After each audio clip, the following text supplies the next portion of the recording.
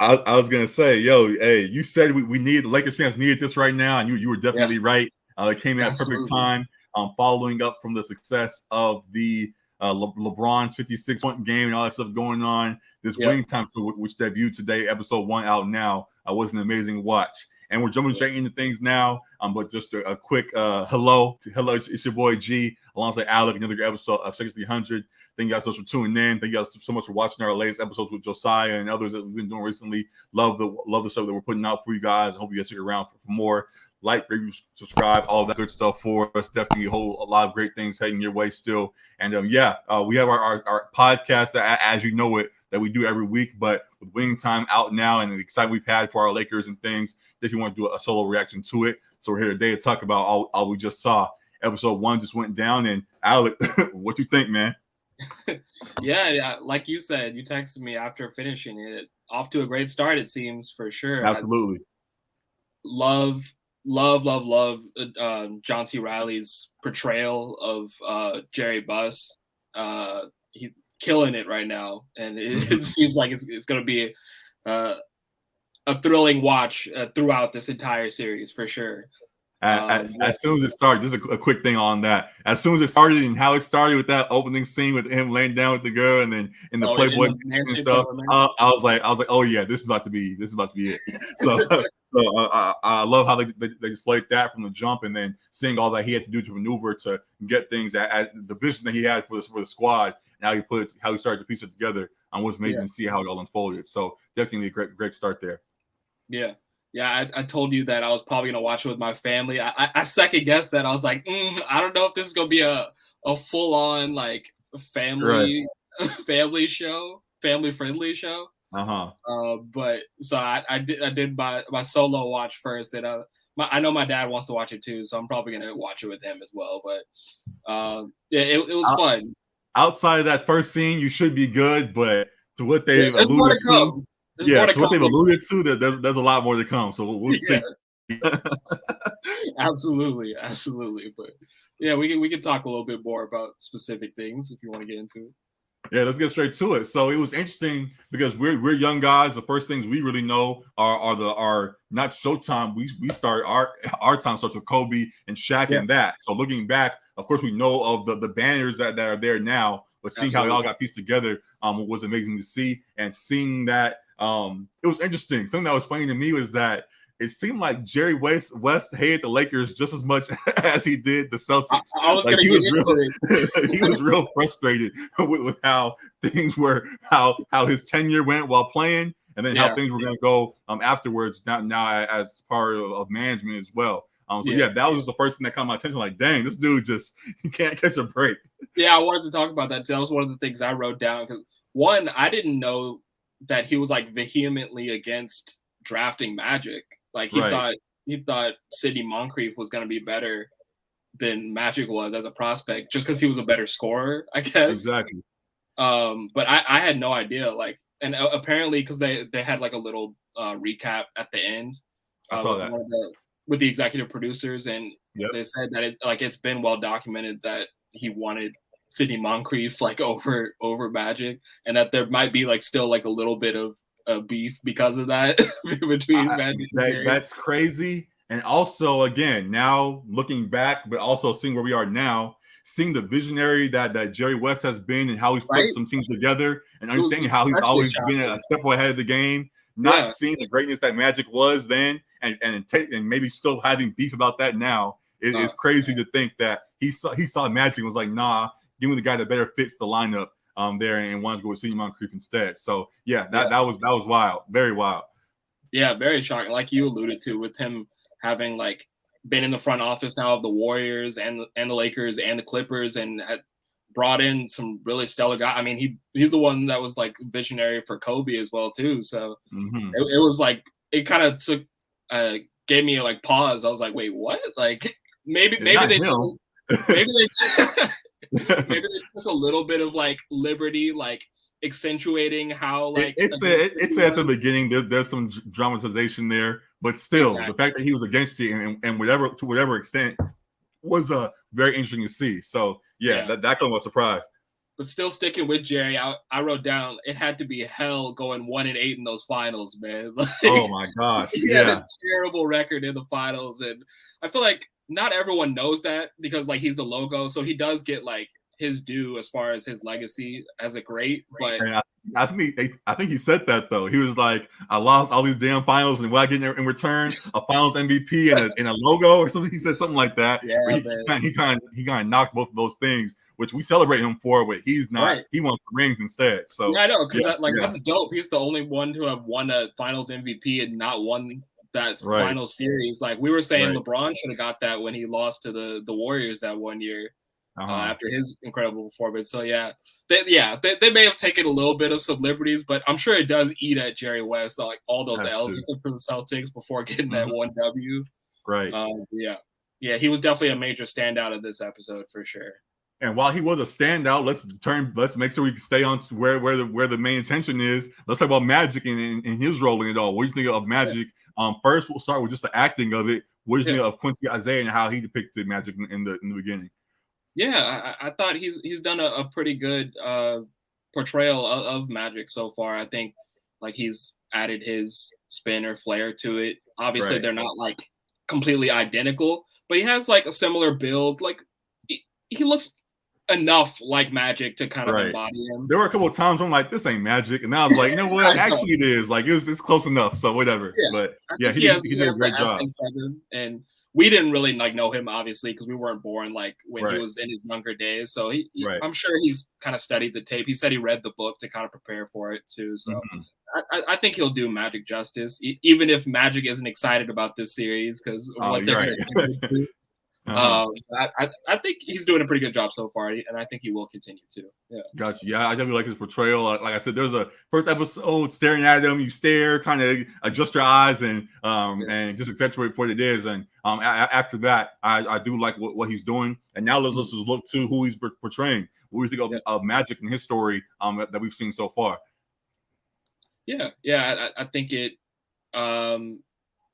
That kind of goes along with what I knew like about Magic and I say this then I didn't as a character, of course, knowing I knew that he was always grand and as he was and full of life as he has shown, but to see I guess kind of fast forwarding kind of towards the end, seeing how he has hesitation, that he almost went back to school after playing Norm Nixon, whoever that was. I was going to get into that too. In that situation, and playing him and things, I'm not going his way and all of that. From afar, or at least from looking back, it seemed like Magic was the guy of destiny from the jump, embraced it and ran with it all the way through. But to see that he had some bumps in the road where he was like, maybe this is not for me. Maybe I should go back to school and come back next year. To see that was very eye-opening for me. So I enjoyed all of that came with him. Yeah, I wanted to get into Norm Nixon a little bit, but Go ahead. I was a little bit like surprised by that turn, like you said, as far as him being like a little bit hesitant to actually dive into the league. But I was like, why did Magic let Norm Nixon do him like that in front of the white people? Come on now. All the women? That was a tough look. More face down on the pavement, like a couple times too. Like, come on now, stand up, Magic. I was like, I wonder how close to reality like that exact scene was. Like whether that really went down like that. I don't know if I can see as I think they said Magic was not involved in this or wasn't a fan of how they depicted this.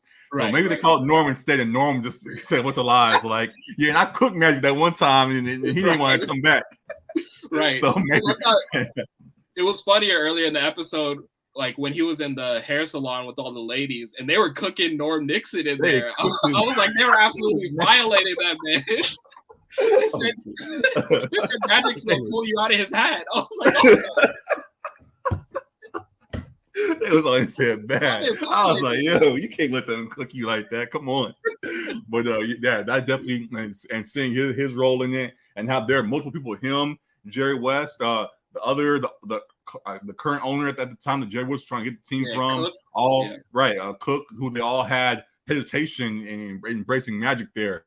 To see all of that, and then Magic still finding his way to the squad and embracing them at that end of that first episode was great to see. So looking forward to that. And then also another part of it, the dynamic duo that we know them to be, Magic and Kareem. Seeing Kareem in that first episode, we always know him to be this icon, and looking at least us young guys looking back, known to be this icon and wise and all this. And while he definitely was that, to see him cuss the kid out and be very I guess isolated, standoffish. What was eye opening as well. So definitely pulling a lot from this first episode. What did you think of Kareem and his role so far? Yeah, that was funny to see. I feel like they probably, because like we said, they've probably taken some liberties, but I feel like there probably was a little bit an element of standoffishness to Kareem, maybe earlier on, like in those days. I know like they talked about as far as the racial bias, like in America and just watching basketball, watching the NBA. I know he dealt a lot with the racial divide in the sport as well too. So I feel like he may not have been like as open to embracing other people, and especially like this little white kid, like he probably wasn't too keen on that. So I could see him being like not as warm and friendly like to fans and strangers like that, and just like focused on dominating on the court. But I'm sure as time went on, like people looked at Kobe earlier on, like they saw him as arrogant and whatever and ball hog, that kind of thing. But he kind of he matured with age in the game. I'm sure it was similar for Kareem like that. Yeah. So I like seeing that. Starting off with that movie that he was in. Again, I'm a young guy. My apologies for not remembering the name of the movie that he was in. But he was the pilot or whatever. Oh, he was the captain. Whatever. But it was cool to see all of that, and I'm definitely looking forward to all that's next. As you talked about, as HBO does, they'll show you the full episode as it is, give you a little tease for the next episode, and see where they're going next, and how they now have a centerpiece in Magic. And they're going to expand beyond him and put the full Showtime together. I'm very excited for what's next for episode 2 there. So definitely excited for more to come. Yeah. The other thing that I just wanted to touch on was I thought it was cool and important that they touched on like how the NBA was being covered like at that time. Just the racial bias in the journalism, even like they talked about the NBA having an image problem, and when Jerry Buss was like, the problem was that the images were too dark for the audience. Basically, that the players were mostly black, and how like Magic and Larry Bird kind of like changed the perception of the NBA. Like it was really on a downturn and not really great for business as far as the television companies like CBS and NBC that would air the games. Yeah, go for it. They talked about in that post credits, the discussion, part of that discussion with Rick Fox, Quincy Isaiah, and some of the managers, or some of the creators. I mean, just how that the NBA at that time, them growing up, they remember that the NBA was 9th on the list or somewhere like that, the bottom of the list. Like even golf was ahead of it. Yeah, exactly. All of those things. A world that we can't even imagine right now with how popular that the NBA is. So seeing how the NBA was on the verge of falling apart, and Jerry Buss had this great vision for this Los Angeles squad and created this thing that would lift up not only LA and that's in the Lakers, but the whole NBA as well. That definitely was an amazing thing to see how much of a visionary he was. So definitely pulled a lot from this first episode. Yeah, it definitely emphasized like how much of a visionary, as you said, Jerry Buss was. And I mean, clearly charismatic dude, knew how to get deals done. Right.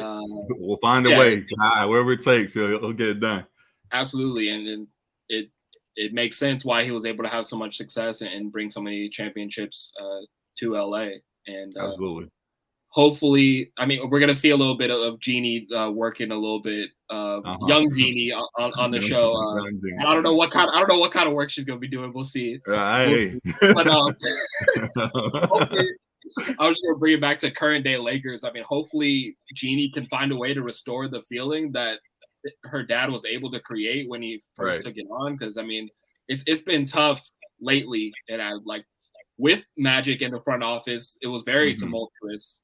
And LeBron has kind of righted the ship a little bit for at least a small window, but for again, a couple of seasons ago, and then for one game, this last game recently, that definitely had helped us out. So definitely appreciate him in that regard. So yeah, we'll see if there's a ripple effect from this show into the team today, and they can kind of take a step back and be like, hey, well, we saw how this team was put together before, and let's stop taking things as serious maybe as we are right now, and remember who we are and can be, and get this thing back to where it's supposed to be. So I'm excited for all that's to come with the Lakers there. So exciting stuff. The last thing I wanted to talk about just briefly, just going back to the show itself, of course, I just like how it's shot. I like how the old school feel they have, of course, to it. I like how they have people talking directly to the camera, and how they kind of immersive, how you want to describe it there. I like how they direction they decided to go. I like what the direction Adam McKay went with the show. So definitely a very exciting episode 1. Again, we'll be back for episode 2 and the rest of the series. Excited to talk about it all. And that was my last little note. Anything else you want to say real quick? Yeah, no, I echo your sentiment completely. I'm very excited for the rest of the show. I'm sure even Magic and Genie, who weren't happy about it, are still going to be peek at it. Yeah, I'm sure they're going to peek at what's being portrayed of them on the big screen now. So exactly. So hopefully they do, and looking forward to all that's to come. Again, we talked to Josiah Johnson last week. He was very excited for it. He told us that this was going to be a great episode 1, and it definitely delivered on that. And I definitely am glad that we have this show right now. Salute to Rodney Barnes and others who put the show together. Love the direction they have it going in this episode 1. Looking forward to what's next. And it's a great start. I'm excited for it all. Love what I saw for this first one, and on to the next. We'll be back again, as I said, to talk about all the current things going on in the world of sports later on in the week. But Sunday nights now for the foreseeable future, as the show goes on, we'll be back to talk with you guys about what's down with winning time. So great stuff there. Appreciate you guys for tuning in to us yet again. I don't have anything else right now, but again, we'll see you guys later on in the week. Like, rate, review, subscribe, all that good stuff for us. Follow us online on IG, TikTok at section.300.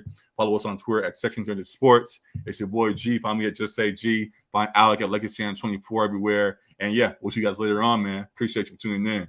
Peace. Deuces.